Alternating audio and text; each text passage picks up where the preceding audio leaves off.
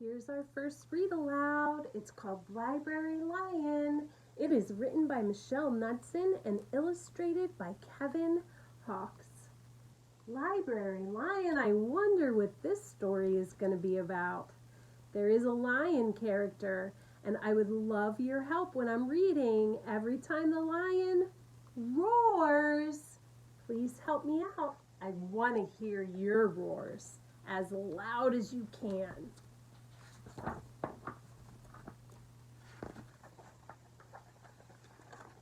I wonder where he is going.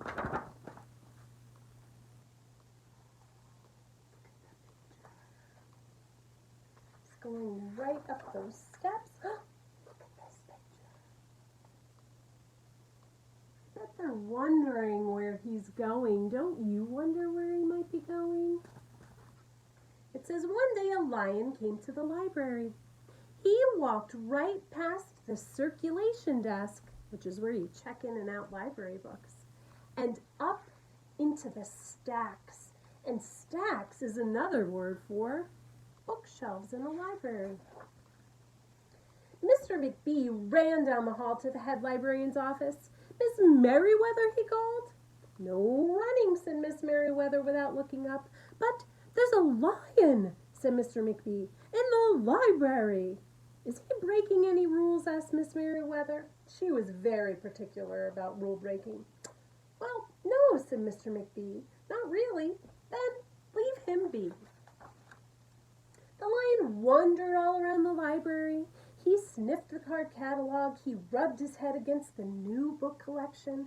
Then he padded over to the story corner and went to sleep. No one was sure what to do. There weren't any rules about lions in the library. Soon it was time for story hour. There weren't any rules about lions during story hour either. The story lady seemed a little bit nervous. Now, why do you think she was nervous? Would you be nervous? But she read out the first book's title in a good, clear voice. The lion looked up. The story lady kept reading. The lion stayed for the next story and the story after that. He waited for another story, but the children began to walk away. Story hour is over, a little girl told him. It's time to go. The lion looked at the children. He looked at the story lady. He looked at the closed books. Then he roared very loudly. Remember what I needed your help with. Roar. Nice job. Miss Merriweather came striding out of her office. Who is making that noise? She demanded. It's the lion, said Mr. McBee. Miss Merriweather marched over to the lion. If you cannot be quiet, you will have to leave, she said in a stern voice. Those are the rules. I don't know if you could see the pictures very well.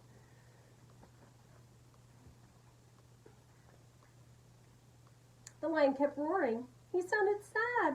The little girl tugged on Miss Merriweather's dress. If he promises to be quiet, can he come back for story hour tomorrow? She asked. The lion stopped roaring. He looked at Miss Merriweather. Miss Merriweather looked back. Then she said yes. A nice quiet lion would certainly be allowed to come back for story hour tomorrow. Hooray, said the children. Look at the library lion. How do you think he felt when Miss Merriweather told him to be quiet? What does the illustration show you about how he's feeling? The next day the lion came back. You're early, said Miss Merriweather. Story hour is not until 3 o'clock. The lion didn't budge. Very well, said Miss Merriweather. You might as well make yourself useful. She sent him off to dust the encyclopedias until it was time for story hour. The next day the lion came early again. This time Miss Merriweather asked him to lick all the envelopes for the overdue notices. He looks like he might be pretty proud to be helping. Is there something you like to help with at home? Or when you were in school? Soon the lion began doing things without being asked. He dusted the encyclopedias, he licked the envelopes, he let small children stand on his back to reach books on the highest shelves. Then he curled up in the story corner to wait for story hour to begin. He really loved being helpful, probably just like you like being helpful. At first, the people in the library were nervous about the lion, but soon they got used to having him around. In fact, he seemed very well suited for the library. His big feet were quiet on the library floor. He made a comfy backrest for the children at story hour, and he never roared in the library anymore. What a helpful lion, people said. They patted his soft head as he walked by. How did we ever get along without him? Mr. McBee scowled when he heard what they said about the lion. They'd always gotten along fine before. No lions were needed. Lions, he thought, could not understand rules. They did not belong in the library. I don't know if you could see Mr. McBee, but if you looked at his face and the way he was showing his emotions, you would see that he's not very happy about that lion, is he? One day, after he had dusted all the encyclopedias and licked all the envelopes and helped all the small children, the lion padded down the hall to Miss Merriweather's office to see what else there was to do. There was still some time left before story hour. "Hello, Lion," said Miss Merriweather. "I know something you can do. You can bring a book back into the stacks for me. Let me just get it down from the shelf." Miss Merriweather stepped onto the step stool.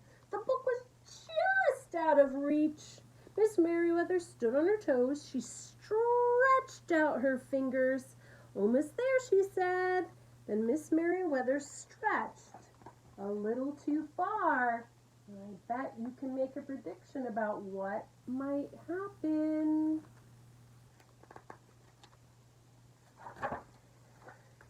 "Ouch!" said Miss Merriweather softly. She didn't get up. "Mr. McBee," she called after a minute. "Mr. McBee." But Mr. McBee was at the circulation desk. He couldn't hear her calling.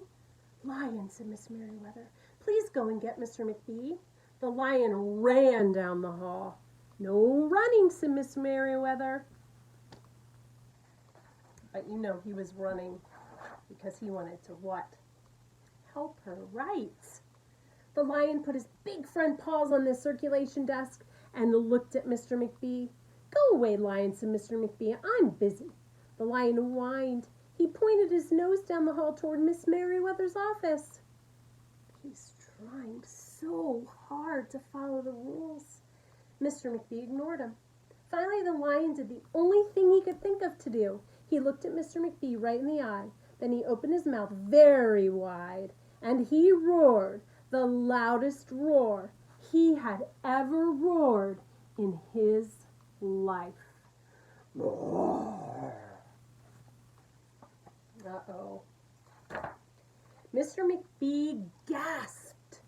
"You're not being quiet," he said to the lion. "You're breaking the rules." Mr. McBee walked down the hall as fast as he could. Where do you think he was going? He was going to tell Miss Merriweather that the lion roared.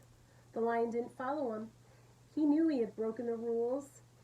He knew he had to leave. He hung his head and walked toward the doors. Mr. McBee did not notice. "Miss Merriweather," he called as he walked. "Miss Merriweather, the lion broke the rules. The lion broke the rules." He burst into Miss Merriweather's office.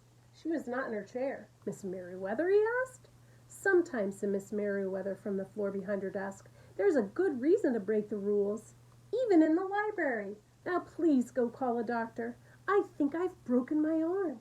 Mr. McBee ran to call a doctor. "No running," Miss Merriweather called after him.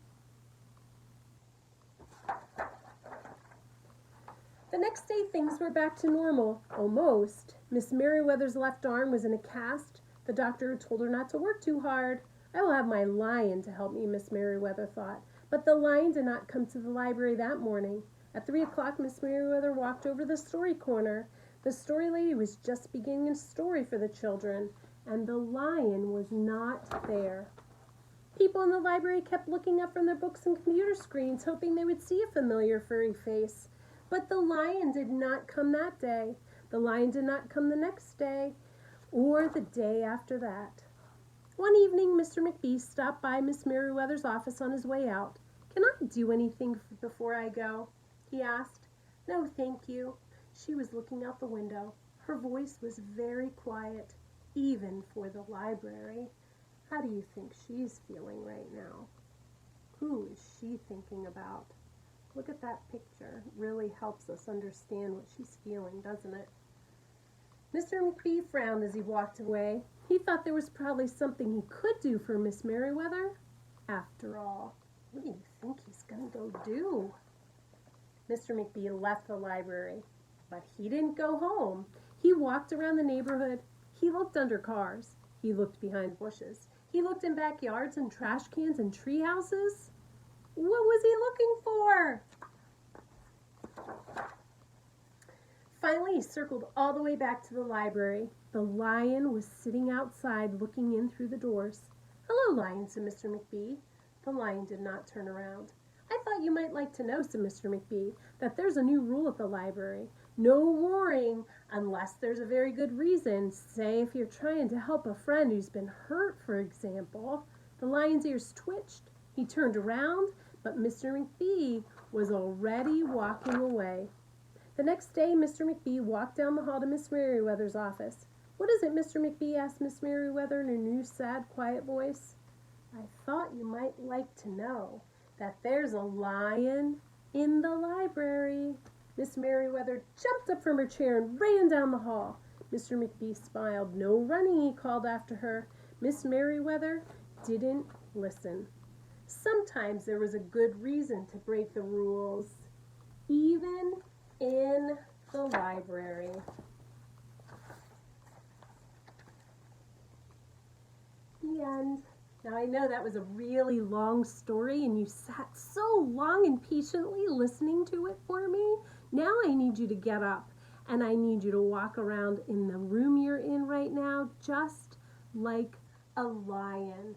And after this, you are going to answer some questions that Mrs. McNett has posted on your online classroom. But don't forget, stretch out your paws, stretch out your head, and roar some roars, and get all those sillies out before you do some work. Take care.